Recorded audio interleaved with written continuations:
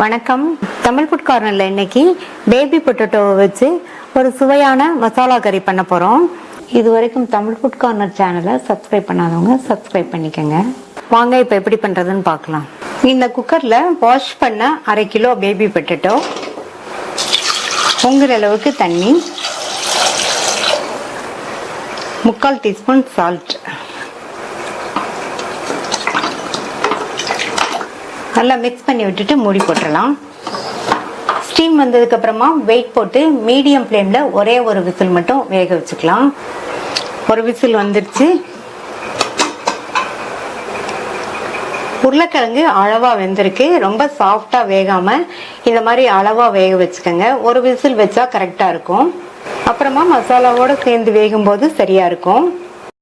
இதில் உள்ள தண்ணியை வடிச்சிட்டு உருளைக்கிழங்கு ஆறுனதுக்கு அப்புறமா மேல் தோலை உரிச்சிட்டு ரெடியா எடுத்து வச்சுக்கலாம். கிழங்குல உள்ள தோலை உரிச்சாச்சு. ஒவ்வொரு கிழங்குலையும் இந்த மாதிரி ஃபோர்க்கை வச்சு இந்த மாதிரி அங்கங்க ஹோல்ஸ் போட்டோம்னா நம்ம மசாலா ரெடி பண்ணும்போது அந்த மசாலாலாம் கிழங்குல இறங்கி சாப்பிட்றதுக்கு நல்லா இருக்கும். இதே மாதிரி எல்லா கிழங்குலையும் ஹோல்ஸ் போட்டு எடுத்து வச்சுக்கலாம். இந்த பேன்ல 1/2 டேபிள் ஸ்பூன் எண்ணெய் சூடானதும் அதில் 1/2 டீஸ்பூன் கடுகு, 1 டீஸ்பூன் உளுந்து, 1/2 டீஸ்பூன் சீரகமும் சேர்த்து எல்லாம் பொரிஞ்சதும் ஒரு பெரிய சைஸ் வெங்காயத்தை இந்த மாதிரி பொடியா கட் பண்ணி சேர்த்துட்டு இது கூட ஒரு கட் பண்ண காஞ்ச மிளகாவும் 3 கீறின பச்சை மிளகாவும் சேர்த்துட்டு கூடவே கொஞ்சம் கருவேப்பிலை எல்லாத்தையும் வதக்கிக்கலாம். வெங்காயம் வதங்கி கண்ணாடி பதம் வரணும். இந்த அளவுக்கு வதக்கிட்டு இதுல 3/4 டேபிள் ஸ்பூன் இஞ்சி பூண்டு விழுதையும் சேர்த்து பச்சை வாசனை போக 1 நிமிஷம் போல வதக்கிக்கலாம். இஞ்சி பூண்டு விழுதோட பச்சை வாசனை போயிடுச்சு. 2 மீடியம் சைஸ் தக்காளியை இந்த மாதிரி பொடியா கட் பண்ணி சேர்த்துட்டு இந்த தக்காளியையும் வதக்கி விட்டுக்கோங்க. 1 நிமிஷம் வதங்கட்டும். அடுத்து இதுல 1/4 டீஸ்பூன் மஞ்சள் தூள், 1 டேபிள் ஸ்பூன் தனி மிளகாத்தூள், 1/2 டேபிள் ஸ்பூன் கொத்தமல்லி தூள், உருளைக்கிழங்கு வேக வைக்கும் போது உப்பு சேர்த்துருக்கோம். இப்போ இந்த மசாலாவுக்கு தேவையான அளவு உப்பு நல்லா கலந்து விட்டுறலாம். நல்லா கலந்து விட்டுட்டு இதில் 100 ml தண்ணி சேர்க்குறேன். நல்லா மிக்ஸ் பண்ணி விட்டுருங்க. நம்ம சேர்த்து அந்த மசாலா தூளோட பச்சை வாசனையெல்லாம் போக ஒரு 2லேருந்து 3 நிமிஷத்துக்கு கொதிக்கட்டும். இதில் காஞ்ச மிளகாய், பச்சை மிளகாய்லாம் சேர்த்துருக்கேன். அதுலேயும் காரம் இருக்கும். அதுக்கப்புறமா 1 டேபிள் ஸ்பூன் தனி மிளகாத்தூள் சேர்த்துருக்கேன். இந்த மிளகாத்தூள் உங்களுடைய காரத்துக்கு தகுந்தபடி சேர்த்துக்கோங்க. மசாலா தூளோட பச்சை வாசனையெல்லாம் போயிடுச்சு. இதில் இந்த ஸ்டேஜில் 1/4 டீஸ்பூன் பெருங்காய பவுடர் சேர்த்தோம்னா நல்லா வாசனையாக இருக்கும். நல்லா மிக்ஸ் பண்ணி விட்டுருங்க. அடுத்து இதில் வேக வச்சா பேபி பொட்டேட்டோவை சேர்த்துக்கலாம். சேர்த்துட்டு இந்த மசாலாவில் நல்லா மிக்ஸ் பண்ணிடுங்க.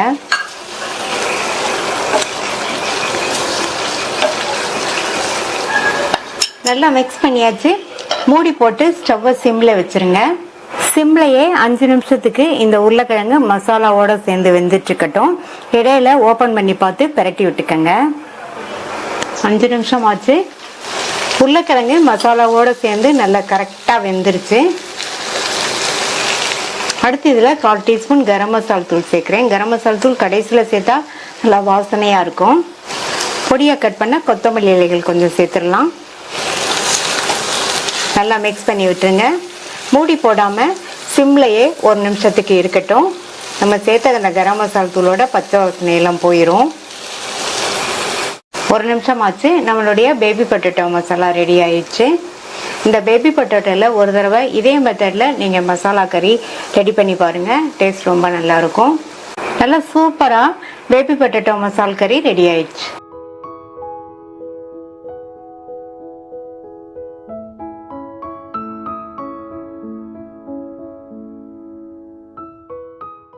சோயா பீன்ஸும் உருளைக்கிழங்கும் சேர்த்து கிரேவி பண்ண போறோம். 1/4 கிலோ சோயா பீன்ஸ் எடுத்து வச்சிருக்கேன். இதனுடைய மேல் தோலை எடுத்துட்டு உள்ள பயரை மட்டும் தனியா எடுத்து வச்சுக்கலாம்.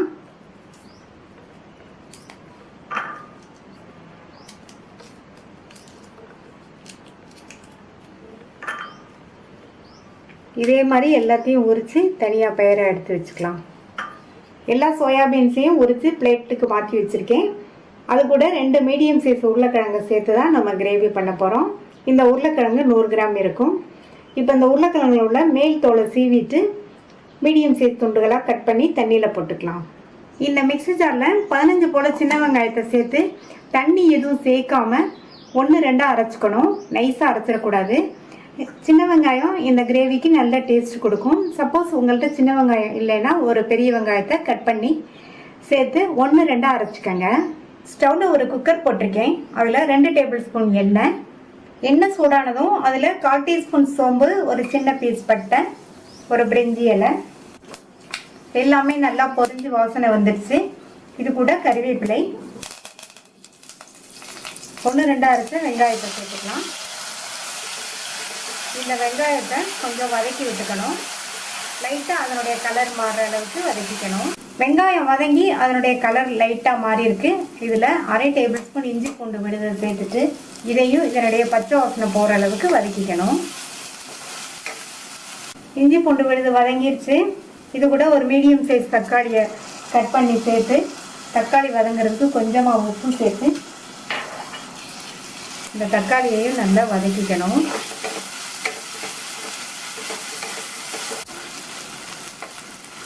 சேர்த்து தக்காளியும் நல்லா வதங்கிடுச்சு. இது கூட 1/4 டீஸ்பூன் மஞ்சள் தூள், 1/2 டீஸ்பூன் தனி மிளகாத்தூள். மிளகாத்தூள் உங்கள் காரத்துக்கு தகுந்தபடி நீங்கள் சேர்த்துக்கங்க. 2 டீஸ்பூன் கொத்தமல்லி தூள், 1/2 டீஸ்பூன் சோம்புத்தூள். சோம்புத்தூள் இல்லைன்னா நீங்கள் தாளிக்கும் போது கூட கொஞ்சம் சோம்பு சேர்த்து தாளிச்சுக்கோங்க. இப்போ இதில் கொஞ்சமாக தண்ணி சேர்த்து நல்லா இதனுடைய பச்சை வாசனை போகிற அளவுக்கு வதக்கிக்கணும். பச்சை வாசனை போயிடுச்சுன்னா ஓரங்கள்லாம் நல்லா எண்ணெய் பிரிஞ்சு வந்துடும். மசாலா தூளோட பச்சை வாசனையெல்லாம் போயிடுச்சு. இது கூட 1 கப் சோயாபீன்ஸ், கட் பண்ண 100 கிராம் உருளைக்கிழங்கு இதை தண்ணியிலிருந்து எடுத்துட்டு இதில் சேர்த்துக்கலாம். இந்த கிரேவிக்கு தேவையான அளவு உப்பையும் சேர்த்துக்கணும். தக்காளி வதங்கும் போது கொஞ்சமாக உப்பு சேர்த்துருக்கோம், அதை ஞாபகத்தில் வச்சுட்டு சேர்த்துக்கோங்க. இப்போ இந்த மசாலாவிலேயே இந்த உருளைக்கிழங்கையும் சோயாபீன்ஸையும் நல்லா பிரட்டி விட்டுட்டு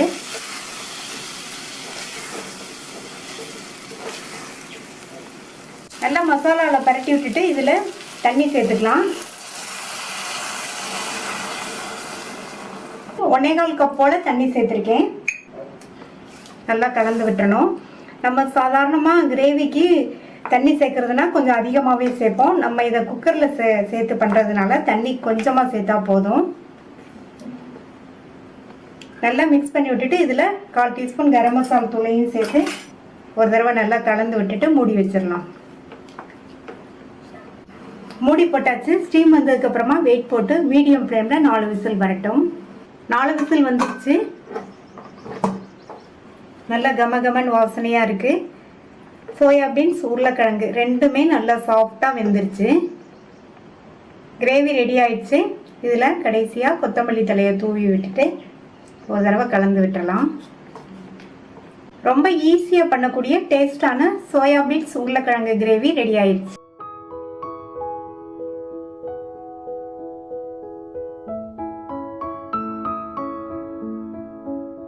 கொண்டக்கடலையோட உருளைக்கிழங்கு சேர்த்து குழம்பு பண்ண போகிறோம். 150 கிராம் கொண்டக்கடலையை கழுவிட்டு 8 மணி நேரம் ஊற வச்சுருக்கேன். இப்போ இதை வேக வச்சிடலாம். இந்த குக்கரில் சேர்த்துட்டு அது கூட 1/2 டீஸ்பூன் உப்பு, கொண்டக்கடலை முங்குற அளவுக்கு தண்ணி நல்லா கலந்து விட்டுட்டு மூடி வச்சிடலாம். ஸ்டீம் வந்ததுக்கப்புறமா வெயிட் போட்டு மீடியம் ஃப்ளேமில் 4 விசில் வேக வச்சுக்கலாம். 4 விசில் வந்துருச்சு. கொண்டக்கடலை கரெக்டாக வெந்திருக்கு. இந்த பேனில் 1/2 டேபிள் ஸ்பூன் எண்ணெய் சேர்த்து எண்ணெய் சூடானதும் அதில் 1/2 டீஸ்பூன் சோம்பு, 1/4 டீஸ்பூன் சீரகம், கறிவேப்பிலை சேர்த்துடலாம். 2 கீறின பச்சை மிளகாய், 4 ஸ்லைஸ் பண்ண பூண்டு, 10-12 சின்ன வெங்காயம் மிக்ஸி ஜாரில் சேர்த்து 1-2 அரைச்சது. இது மாதிரி சின்ன வெங்காயம் சேர்த்துட்டங்க, அல்லது ஒரு மீடியம் சைஸ் பெரிய வெங்காயத்தை இந்த மாதிரி 1-2 அரைச்சி சேர்த்துட்டங்க. இந்த மாதிரி அரைச்சி சேர்த்தோம்னா குழம்போட டேஸ்ட்டும் நல்லாயிருக்கும், குழம்போட கன்சிஸ்டன்சியும் நமக்கு கிடைக்கும். இப்போ சேர்த்து எல்லாத்தையும் வதக்கி விட்டுக்கணும்.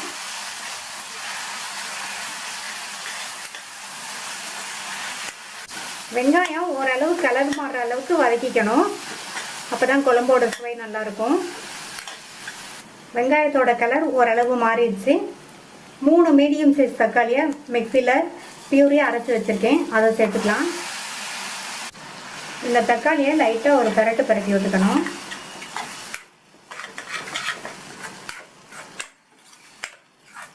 அடுத்து இது கூட 1/4 டீஸ்பூன் மஞ்சள் தூள், 2 டீஸ்பூன் தனி மிளகாய் தூள், 4 டீஸ்பூன் கொத்தமல்லி தூள், உப்பு சேர்த்துக்கலாம். கொண்டக்கடலை வேக வைக்கும் போது உப்பு சேர்த்தோம். இப்போ வந்து ஒரு 1/2 டீஸ்பூன் சேர்த்துருக்கேன். அப்புறமா தேவைப்பட்டால் நம்ம சேர்த்துக்கலாம். இதை நல்லா ஒரு தடவை கலந்து விட்டுட்டு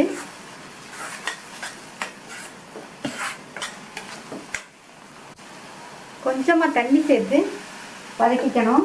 இதனுடைய பச்சை வாசனை போய் ஓரங்கள்லாம் நல்லா எண்ணெய் பிரிஞ்சு வரட்டும். இப்போ மசாலா தூளோட பச்சை வாசனை எல்லாம் போயிடுச்சு. 2 மீடியம் சைஸ் உருளைக்கிழங்கு தோல் சீவி இந்த மாதிரி சைஸ் துண்டுகளாக கட் பண்ணி தண்ணியில் போட்டிருக்கேன். அதை இதில் சேர்த்துட்டு நல்லா ஒரு தடவை மிக்ஸ் பண்ணி விட்டுருங்க.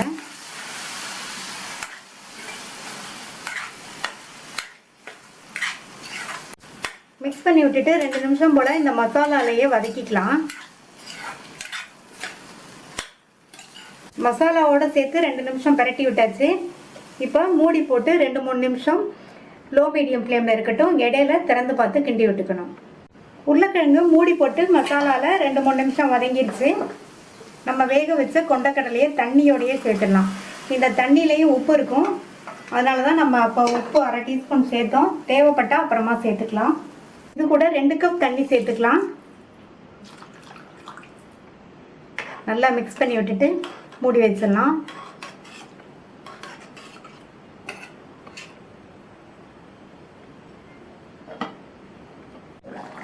உருளைக்கிழங்கு கொண்டக்கடலையோட நல்லா ஒன்று சேர்ந்து கொதிச்சு உருளைக்கிழங்கு நல்லா சாஃப்டாக வெந்துருச்சு. இப்போ புளிக்கரைசல் சேர்க்கணும். ஒரு கோழிக்குண்டு சைஸ் அளவு புளியை 2 டேபிள் ஸ்பூன் தண்ணியில் கரைச்சி வச்சுருக்கேன். இந்த அளவு புளிக்கரைசல் வந்து போதும். நம்ம வந்து தக்காளியை பியூரியாக அரைச்சி சேர்க்கறதுனால இந்த அளவு புளிப்பு வந்து கரெக்டாக இருக்கும். உங்களுக்கு புளிப்பு சுவை கம்மியாக வேணும்னா இந்த புளிக்கரைசலை ஸ்கிப் பண்ணிடலாம். இப்போ புளிக்கரைசல் சேர்த்ததுக்கப்புறமா ஒரு 2-3 நிமிஷம் கொதிக்கட்டும். புளிக்கரைசலோட பச்சை வாசனை போயிடுச்சு. நான் வந்து இதில் தேங்காய் அரைச்சி சேர்க்கலை. நீங்கள் விருப்பப்பட்டீங்கன்னா 2 டேபிள் ஸ்பூன் தேங்காயை நல்லா நைஸாக அரைச்சி சேர்த்து 2 நிமிஷம் போல் கொதிக்க விட்டுக்கோங்க. இதில் கொத்தமல்லி தழை சேர்த்துடலாம். கலந்து விட்டுட்டு ஸ்டவ் ஆஃப் பண்ணிடலாம். சுவையான கொண்டக்கடலை உருளைக்கிழங்கு குழம்பு ரெடி ஆயிடுச்சு.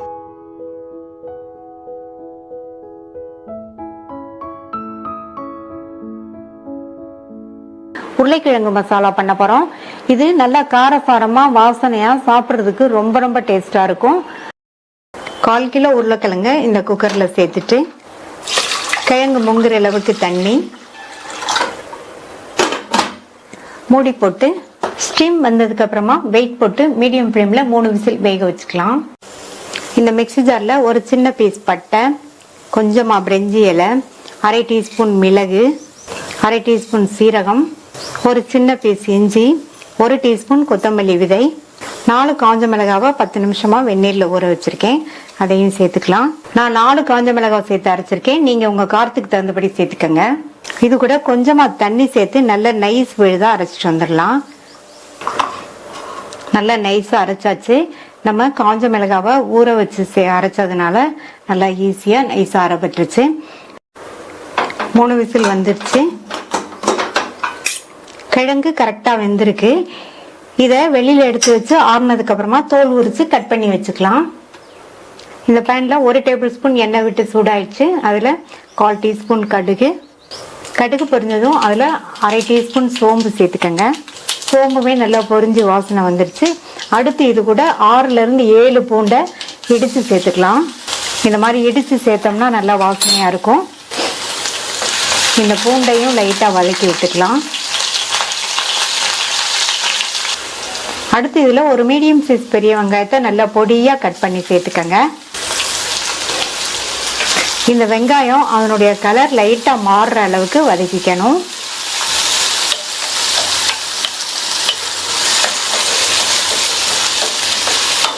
வெங்காயம் வதங்கிட்டு இருக்கும்போது அது கூட கொஞ்சமா கறிவேப்பிலையும் சேர்த்து வதக்கிக்கலாம்.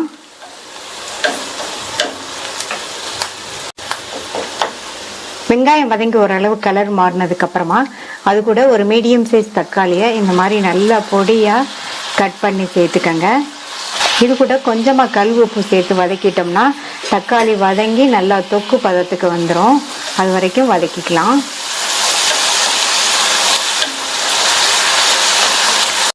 தக்காளி எல்லாம் நல்லா வதங்கிடுச்சு.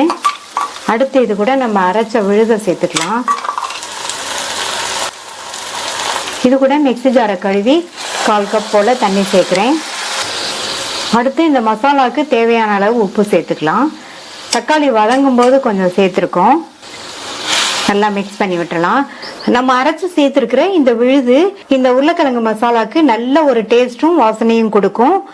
இது கூட கொஞ்சமா மஞ்சள் தூளும் சேர்த்து நல்லா மிக்ஸ் பண்ணி விட்டுருக்கலாம்.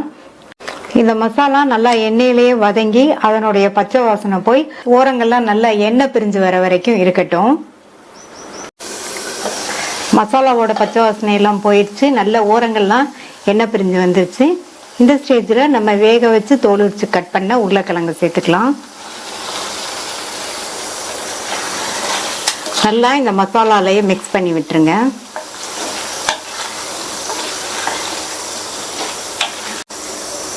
நல்லா மிக்ஸ் பண்ணி விட்டாச்சு.